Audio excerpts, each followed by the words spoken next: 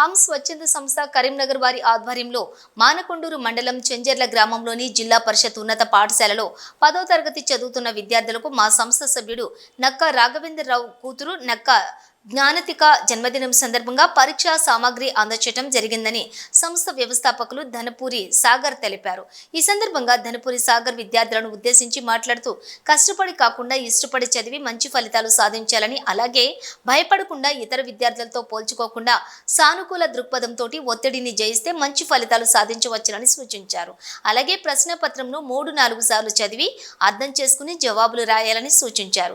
రాబో వార్షిక పరీక్షలో ఏ విద్యార్థి అయితే 9.8 జీపీఏపై సాధిస్తారో వారికి సంస్థ పక్షాన 2016లో నగదు పారితోషికం అందజేయడం జరుగుతుందని తెలిపారు. ఈ కార్యక్రమంలోని ప్రధానోపాధ్యాయులు లక్ష్మణరావు, సంస్థ సభ్యులు నక్క రాఘవేంద్రరావు, శ్రీధర్ రెడ్డి, శ్రీనయన్ పటేల్, హిమసాయి, రక్షన్, ఉపాధ్యాయులు, విద్యార్థులు పాల్గొన్నారు. కష్టం ఎలా ఉండాలి? ఇష్టంతో ఉండాలి. ఇష్టంతో కష్టం ఉన్నప్పుడు దానికి ప్రతిఫలం ఉంటుంది. ఇష్టపడి కష్టపడండి, అప్పుడే ప్రతిఫలం దొరుకుతుంది.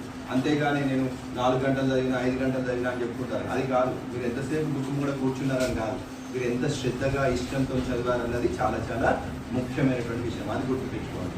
ఇంకోటి సానుకూల దృక్పథంతో ఉండండి. ఒకరోజు ఈరోజు రాసిన ఎగ్జామ్ బాగా కాలేదు ఫర్ సపోజ్, దాని గురించి పదే పదే ఆలోచించుకుంటా రేపటి ఎగ్జామ్ మీద అది ఎఫెక్ట్ అయిపోయేలాగా చేసుకోకండి. ఈరోజు రాసిన ఎగ్జామ్ ఈరోజు అయిపోయింది అంతే. అది బాగా రాసామా ఎలా రాసామా అన్నది సెకండరీ. ఇంకా దాని నుంచి మర్చిపోయి నెక్స్ట్ ఎగ్జామ్ మీద కాన్సన్ట్రేట్ చేయండి.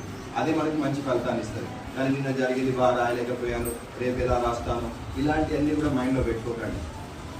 అయిపోయింది అన్నట్టుగానే ఉండండి. సో అలా మీరు ఆలోచించుకుంటూ రండి. మరియు ఈ ఎగ్జామ్స్ జరిగినటువంటి రోజులు మీరు కొద్దిగా నాన్ వెజ్కు దూరంగా ఉండండి. వెజిటేరియన్ తినండి, మంచి కూరగాయలు తినండి, ఫ్రూట్స్ తినండి, బాగా వాటర్ తాగండి. ఎంత వీలైతే అంత నీళ్లు తాగకుండా మీ ఆరోగ్యాన్ని కాపాడుకోండి. ఎందుకంటే నాన్ వెజ్ తిన్నారనుకోండి మీకు చాలా ఏమంటే డల్ అనిపిస్తుంది బాడీ అంతా కూడా. సో అలా మనం యాక్టివ్గా ఉండాలంటే వెజిటేరియన్ గుడ్ ఫుడ్. అలా ఉండండి, నీళ్లు తాగండి, మరియు మంచిగా నిద్రపోండి. తెల్లారి ఎగ్జామ్ అనగానే ఎప్పుడు 2 గంటలకు పడుకొని మళ్ళీ 5 గంటలకు వేసడం అలాంటివి చేయకండి. రాత్రి 6 to 7 hours నిద్ర కంపల్సరీ.